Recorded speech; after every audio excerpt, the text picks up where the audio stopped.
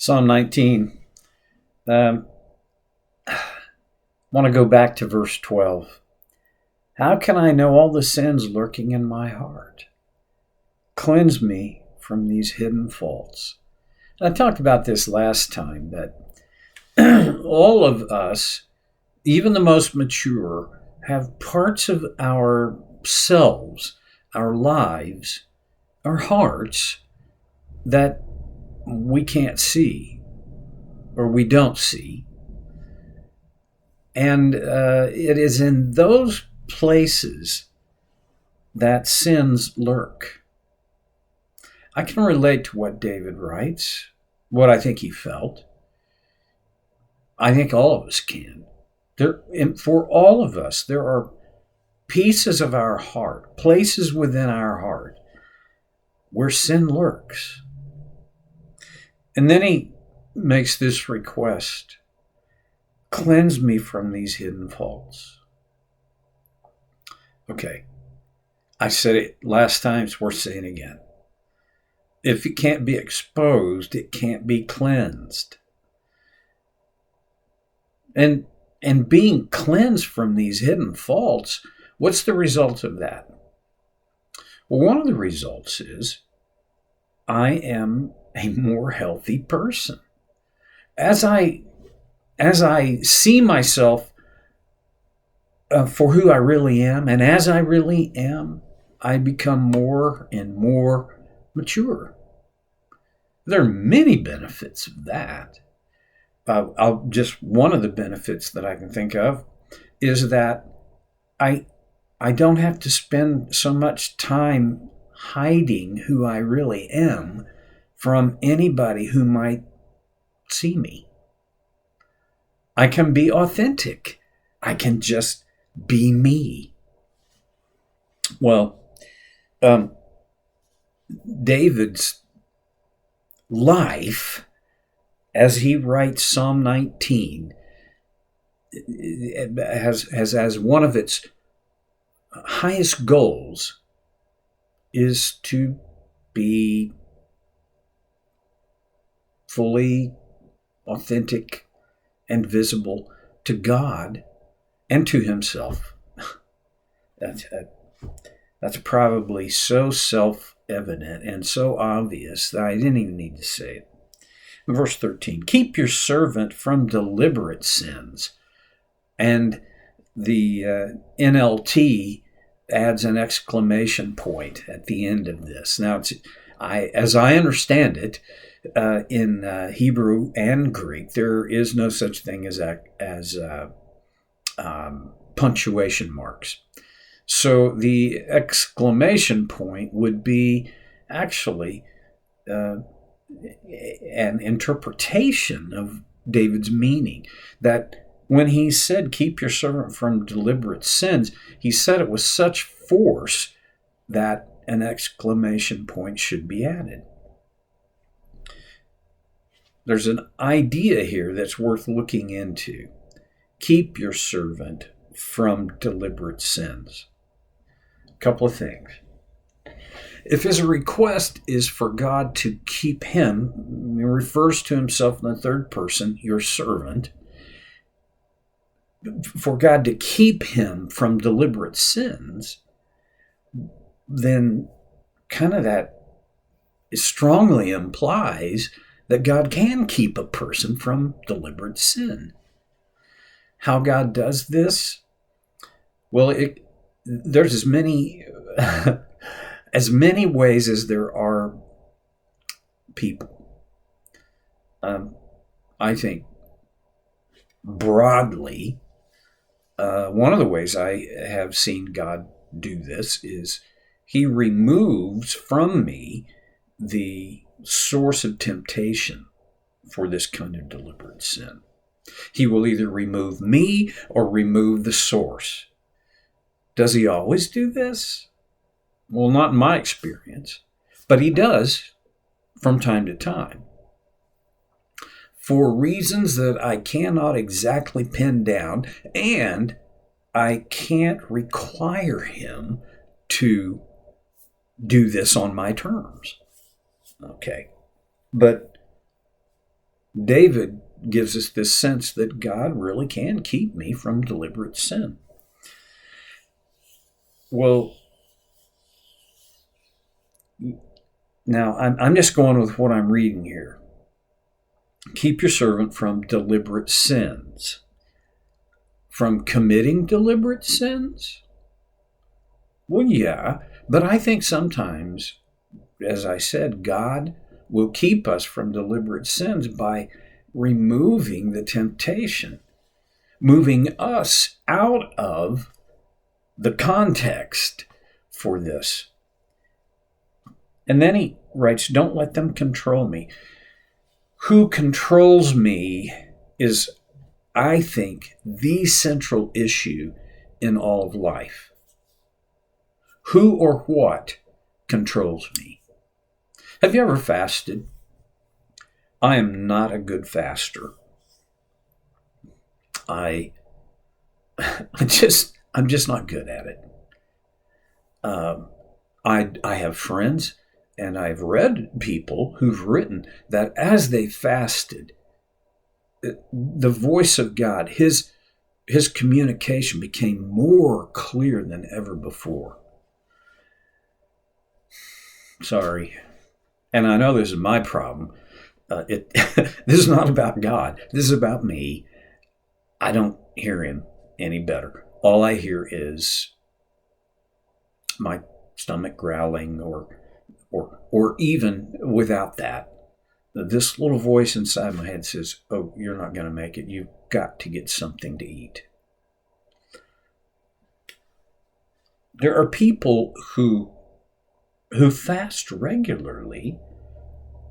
Some fast for the medicinal value of it, that it's just good for your body to go without food periodically. Others that I know of fast routinely, some weekly, for the spiritual discipline of it. One of the big messages I get those few times when I fast is, I'm controlled by my appetites. I don't think this will keep me out of heaven, because it's not my discipline that gets me to heaven. It's God's grace. I do think, though, that when I let my appetites control me, I set myself up for an unhappy and unproductive experience, because God will not control me when my appetites control me. It's as though, and this is my sense, pardon me, when my appetites control me, they keep me preoccupied.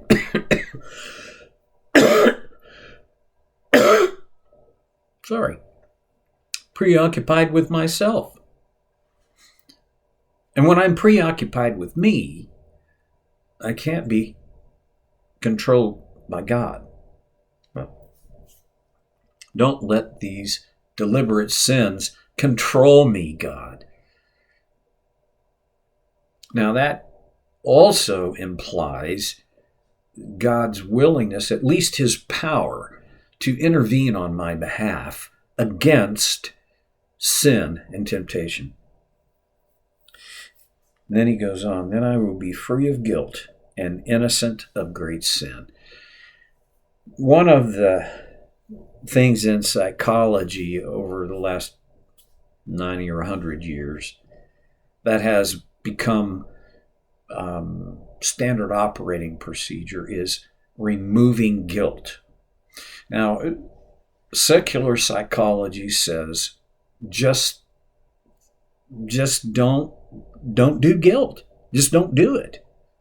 Forget it. Eliminate guilt, in other words, by removing its existence. So it's like, well, there's no such thing as guilt. You have nothing to be guilty of because guilt doesn't exist. This is a hard concept for a Christian to accept. For us, for me, believe it or not, guilt is a gift of God's grace. Not shame, but guilt. Because guilt, the purpose of guilt is to get my attention when I have done wrong so that I can change my behavior, so that I can make different choices. One of the greatest feelings in all the world is feeling not guilty. David says, I will be free of guilt. I want to live free of guilt. I want to live in such a way that guilt doesn't hold me hostage. Now, how do you do that? I only know of two ways. One way I've never been able to pull off. The other is available to all of us. And the way that I've never been able to pull it off is to never do anything that would make me guilty. Sorry, can't do it. I've tried unsuccessfully. There's only one who did, and that was Jesus. The second way is for my guilt to be forgiven. When I am free of guilt on this side of the cross, it's purely and only because of the grace of Jesus and his forgiveness of me. What has to happen for that to take place? Well,